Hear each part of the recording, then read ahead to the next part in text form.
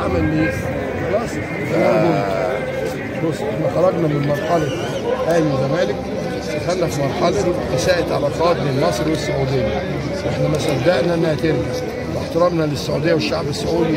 يا راجل ده لما السيد الرئيس السيسي عمل تقارب مع قطر، انا من يوم ما بجيبش طارق قطر، وانا اصلا مش طايق الناس اللي هناك دي. ما عدا الشعب طبعا بحبه. ليه؟ لانه خلاص مصلحه بلدي فين؟ هنا. يعني مصلحه بلدي لما حصلت مؤتمر اسمه ما اعرفش مؤتمر حصل في السعوديه، حضر فيه الكويت. لا اقول واخد بالك، المؤتمر ده حصل فيه تصالح. خلاص الدوله بتاعتي بتتصالح مع قطر. خلاص انا رافض بس ما اتكلمش. ليه؟ لان ممكن لما اتكلم سوء العلاقات تاني، ممكن يكون بلد ليها مصالح مع قطر. تمام. فربنا يستر على نادي الزمالك. اول امبارح طبعا كلكم عارفين كان في مجزره، وقرار 24 مع مش عارف حد هنا ولا لا، اخ محمود مبروك نشرها. تمام. مجزره بالسنج والسيوف، والستات بقوا يجروا في الشارع، وقبلها بيومين كان في مجزره، وكل يوم يفصلوا له 100 موظف. واخد بالك. فربنا يستر على نادي الزمالك. فسيادة المستشار، حضرتك شايف ان الازمه الاخيره اللي هي بسبب ماتش القمه دي السبب فيها كابتن حسين لبيب؟ بحكي ايه من الصبح؟ بيضحك عليه عشان هو تلاقيه جاي متاخر بس. هو حضرتك انت معلش لسه بادئ لايف صايم ولا لسه جاي؟ لا لسه هو لسه حد يقول له. طب انا منتظر اخيرا ازاي يعني كلام امير لما قال ان اللي تعب فتره حضرتك او كانت يعني فتره كانت غير مستقره، فكره ان حضرتك اداره مركزيه بتحب تعمل كل حاجه بايديك وتنزل تعمل كل حاجه. امير كلامه صح. تنفيذ لمين؟ رئيس نادي قوي بينفذ نادي الدول. هو يفكر بقى، طب لما كان ده بيحصل نادي الزمالك بقى نادي ايه؟ من منشآته لا الاول عالمي، ثاني عالم، نادي عالمي. الوزير لما كان بيجي يشوف عنده من اسبانيا من في اي وفد رياضي جاي تقول له روح اتفرج على النادي الاهلي اول نادي. دلوقتي اتدمر. طب شايف النادي رايح على فين؟ بكمل جاهز.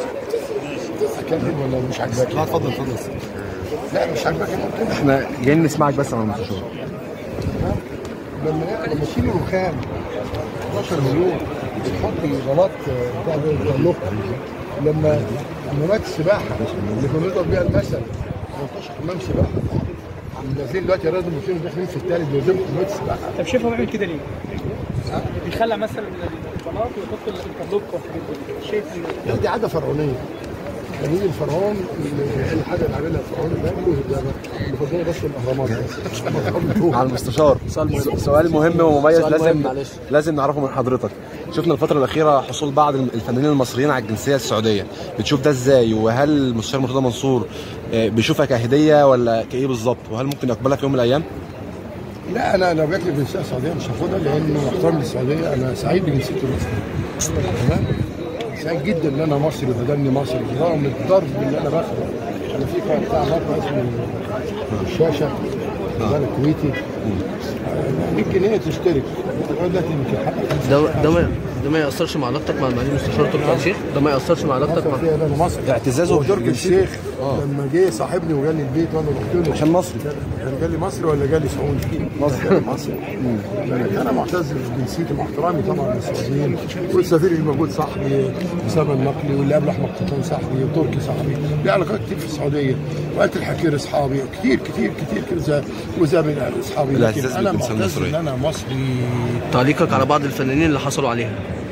لا هو بقى يمكن عايزين عشان الريال يمكن السعودي بقى 12 جنيه.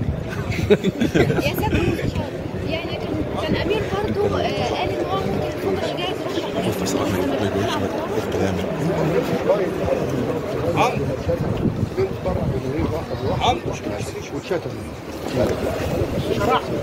احمد حسام ميدو بيقول ان هو هيبقى اصغر رئيس نادي الزمالك. يبقى عدو الاول. احمد حسام ميدو مش قالوه في الزمالك؟ فريق الزمالك دلوقتي انا جبت كذا مره انا امير نعمل عضويه بيحكي مع المستشار تقريبا. حضرتك عارف انت حتى كان بطوله مع الزمالك 14 ده غير بقى اللي انا خدتها. بس انا كنت ماشي مع الكوره وقبل مستشار جلال خدنا ايامها 2 بس. طبعا كان كمال درويش كنت نائب رئيس النادي، وقلت له يا دكتور كمال انت تملك ولا تحكم الزمالك في سيف الكوره؟ الحمد لله خدنا دوري وافريقيا خلاص 3 و2 بكام؟ 5 3 البطولات كمان انت كله خده كام؟ 14 يبقى تلتين البطولات